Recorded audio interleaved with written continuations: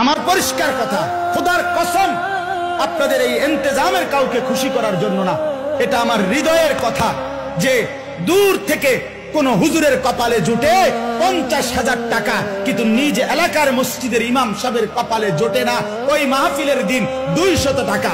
এটা জুলুম আর অন্যায় ছাড়া আর কিচ্ছু হইতে পারে না। আল্লাহর কসম, এটা আমি দিন থেকে বলি, এটা জুলুম, এটা জুলুম, এটা জুলুম, এটা জুলুম ছাড়া আর কিচ্ছু।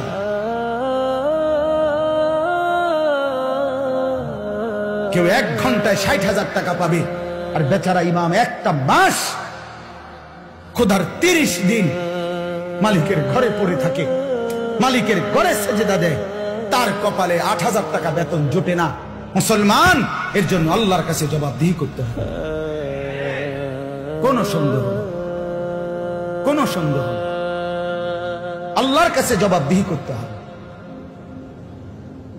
এটা খেয়াল করা উচিত, এটা ইনসাফের সাথে ভাবা উচিত। হিদায়াতের জন্য, আপনাদের রাহবারির জন্য, আপনাদের নিজ নিজ মসজিদের ইমাম সাহেবের সত্যিকার যদি দিল থাকে, আন্তরিকতা থাকে, শ্রদ্ধা থাকে, মানার মানসিকতা থাকে, তাহলে আপনাদের নিজ নিজ মহল্লার ইমাম সাহেবদের জুমার বয়ানই উম্মতের হেদায়েতের জন্য যথেষ্ট।